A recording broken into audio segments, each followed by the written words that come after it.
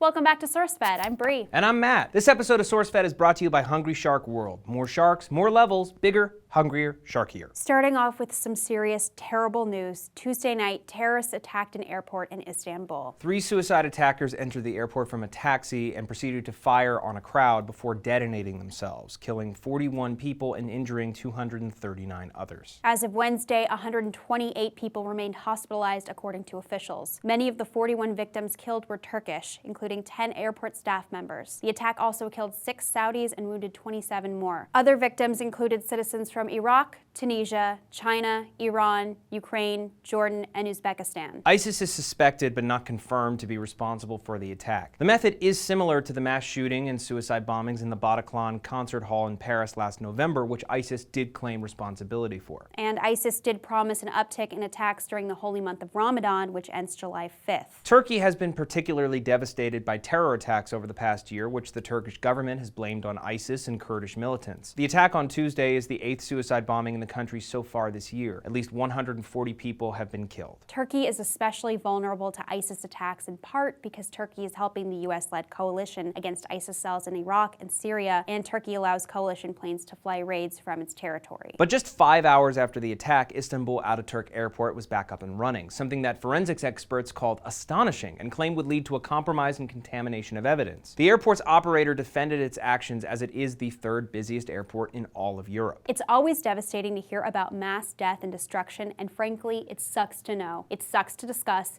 It sucks that this happens. These are people. People died because other people decided that their ideology is more important than life. Our hearts go out to the victims and their families.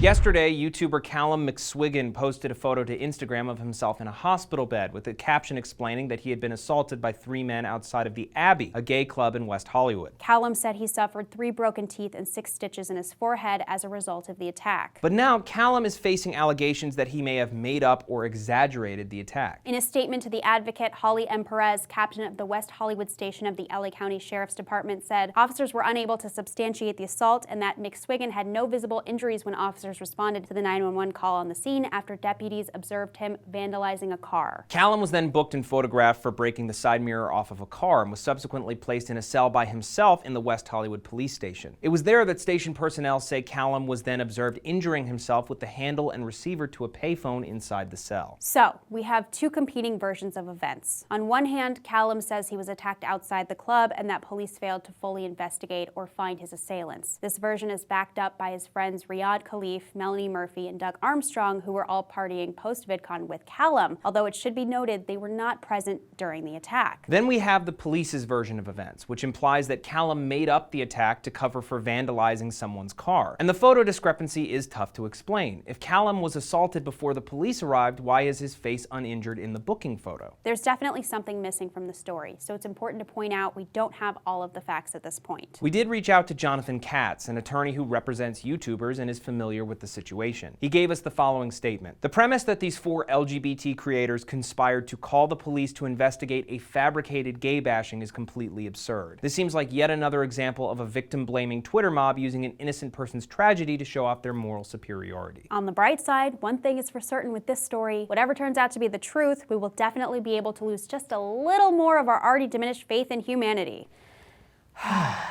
Is that the bright side, or is that like the stained, dirty, sad, dim side? It's probably made of What she said. dirt and trash. Star of SNL, queen of my heart, Leslie Jones tweeted out from her Ghostbusters press tour, "It's so funny how there are no designers wanting to help me with a premiere dress for movie. That will change, and I remember everything." I remember that there is a word missing from that tweet. 140 characters, it's difficult, Sure, Matt. it's very difficult. Minutes after posting the tweet, Project Runway Season 4 winner Christian Siriano tweeted Jones the hand in the air and the waving emojis, which I guess is like he's saying, me, I'll do it. That's what I do when I volunteer. I go, me, me, me, me, me, me, Hi. me. Hello. Love him. In April of this year, Siriano teamed up with Lane Bryant for a limited edition line. In a statement announcing the collaboration, Siriano said, "In my opinion, fashion should never be defined by size. Amen." Amen. Amen. It should be defined by whether or not you got clothes on. Every person, man or woman, deserves to feel attractive and comfortable in both their skin and their clothes. That's a quote by me. Leslie Jones responded to Christian Siriano's tweet with what we were all thinking thinking, yes! I mean, I was just thinking regular yes, but still. I was thinking yes. It's all the same. Siriano told HuffPo, I love Leslie and I'm a huge fan of her work. I can't wait to create something special for her to wear. Hopefully, I will see her in my studio this week to make something new and exciting. I support all women no matter age or size. He then posted to Facebook, it shouldn't be exceptional to work with brilliant people just because they're not sample size. Congrats aren't in order. Change is. Reach. Leslie Jones went on to tweet, what a difference a tweet makes. Should I name the designers that didn't look out? Put y'all ass on blast, you will not get my love later. Even though the situation is busted, Jones is in good company. Many A-listers and reality stars have been through the same awful situation, like Melissa McCarthy, Octavia Spencer, Khloe Kardashian, Bryce Dallas Howard, even Beyonce, whose mom made all of her clothes because designers wouldn't dress her. How dare they? Leslie Jones, you are beyond talented, and we can't wait to watch you get yours. Though that song, the new Ghostbusters song's really bad. I'm not afraid to say. I'm not afraid to say how bad that song is. I think the movie could be fun. That song's real bad.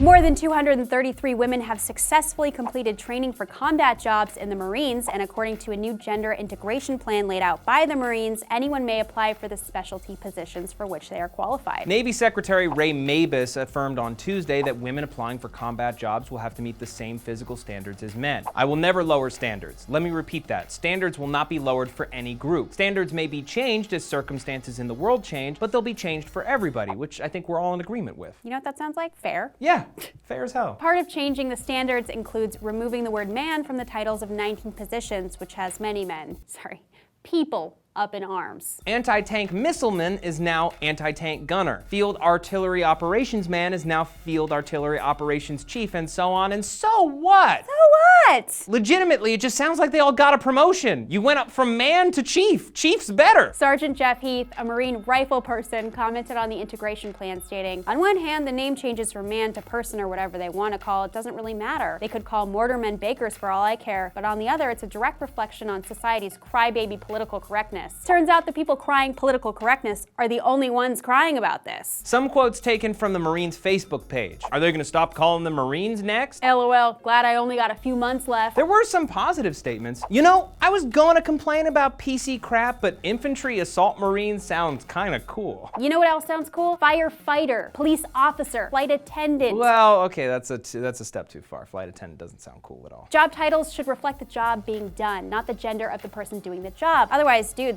we could go back to calling you stewardesses. Oh, we're good. Although, I do like it when you call me queen. Everybody's a gosh darn queen, especially these queens complaining about all this man-woman BS. Think about it this way. Replacing the word man with Marine doesn't make you sound like less of a man. It makes you sound like more of a Marine. This is Captain Obvious reporting for duty. Now we want to hear from you. What do you think about the word man being replaced with Marine? On a scale from 1 to 10, how much do you love Leslie Jones? Thanks again to our sponsor, Hungry Shark World, for sponsoring this episode. Guys, the sharks are back, and this time they're taking on the entire Earth. Take control of a very hungry shark in this action-packed aquatic adventure. With multiple oceans to explore, 19 unique shark species to control, and more of Hungry Shark's unique brand of humor, Hungry Shark World boasts true free gaming with no energy mechanics or hard paywalls. Check out the description below for more details. I just gotta say, I played the game, and I was a giant shark that had a laser beam on his head, and I think that's very worthwhile. That's my #1 fear. It's worth your time, Bree. I'm Matt Lieberman. And I'm Bree Essrig. Like, if you were trying to sell me Pampers on this show, I'd be like... Soft news is its antithesis. Hard news.